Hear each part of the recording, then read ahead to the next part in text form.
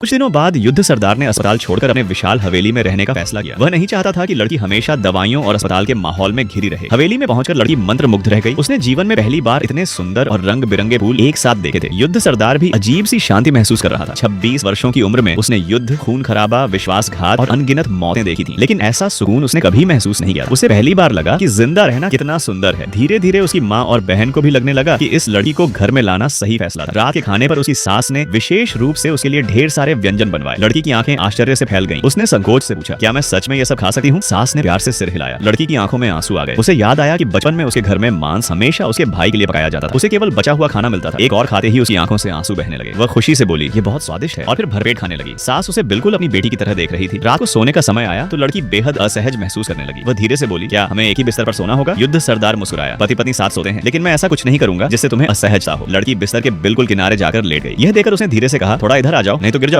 लड़की बोली, माँ ने कहा था कि शादी के बाद पति का ध्यान रखना चाहिए। मुझे डर है कि कहीं गलती से आपकी टांग को चोट न लग जाए। युद्ध सरदार ने नरम आवाज में कहा, पास आ जाओ, साथ सोने से ज्यादा गर्मी मिलेगी। कुछ देर बाद वह सो गया, लेकिन लड़की उसकी ओर देखती रही। आखिरकार वह खुद को रोक नहीं सकी और धीरे से उसका चेहरा छू लिया। तभी युद्ध सरदार मुस्कुराया। वह सोया नहीं था। उसने आंखें बंद रखे हुए कहा, अब आराम करो, हमारे पास भविष्य में एक दूसरे के साथ बिताने के लिए बहुत समय होगा। यह सुनकर लड़की शर्म से लाल हो गई और कंबल से अपना चेहरा ढक लिया। लेकिन आधी रात को अचानक युद्ध सरदार को तेज बुखार हो गया। लड़की घबराकर उठी और मदद के लिए लोगों को बुलाया। काफी कोशिशों के बाद भी बुखार कम नहीं हुआ। ध्यान से जांच करने पर उसे एक गंभीर समस्या का पता चला। पुरानी चोट के दौरान हड्डी के टूटे हुए टुकड़ों ने उसके आंतरिक अंगों को भी नुकसान पहुंचाया था, लेकिन किसी ने इसे पहचाना ही नहीं था। बहन को इस पर विश्वास नहीं हुआ। उसने कहा, अस्पताल में पूरा शरीर जांचा गया था, रिपोर्ट बिल्कुल सामान्य थी। लड़की ने समझाया, पश्चिमी चिकित्सा की मशीनें हड्डियां और घाव देख सकती हैं, लेकिन वे शरीर में बहने वाली ऊर्जा, रक्त प्रवाह और रुके हुए रक्त को नहीं देख सकती। ये सुनकर बहन ने तुरंत यूरोप के प्रसिद्ध विशेषज्ञ डॉक्टर मिलर को बुला भेजा। जब डॉक्टर मिलर पहुंचे तो उन्होंने देखा कि लड़की ने उनका लगाया हुआ प्लास्टर हटा दिया है और उसकी जगह जड़ी बूटियां लगा दी हैं। वे व्यंग्य से हंसे, तुम्हें चिकित्सा का कोई ज्ञान नहीं है, इन्हीं बेकार जड़ी बूटियों की वजह से रोगी को सेप्टिसीमिया हो गया है। लड़की ने तुरंत जवाब दिया, उन्हें सेप्टिसीमिया नहीं है। अगर ऐसा होता तो नाड़ी कमजोर और अस्थिर होती, लेकिन उनकी नाड़ी मजबूत और स्थिर है। यह अंदर जमा हुआ रक्त है जो रास्ता रोक रहा है। बुखार संक्रमण की वजह से नहीं, बल्कि दवा के प्रभाव से है। शरीर रुके हुए रक्त को बाहर निकाल रहा है। फिर उसने दृढ़ता से कहा, पारंपरिक चीनी चिकित्सा अत्यंत गहरी और व्यापक है, सिर्फ इसलिए कि पश्चिमी चिकित्सा इसे नहीं समझती। इसका मतलब यह नहीं कि यह गलत है। डॉक्टर मिलर हंस पड़े। उन्होंने कहा, इन जड़ी बूटियों का कोई वैज्ञानिक आधार नहीं है। अगर दुनिया की सबसे अच्छी एंटीबायोटिक भी दी जाए, तब भी बुखार उतरने में कम से कम 3 दिन लगेंगे। लेकिन लड़की ने बिना झिझक जवाब दिया, मुझे 3 दिन नहीं चाहिए, सिर्फ 12 घंटे। 12 घंटे के भीतर मैं उनका बुखार पूरी तरह उतार दूंगी और उन्हें फिर से होश में ले आऊंगी।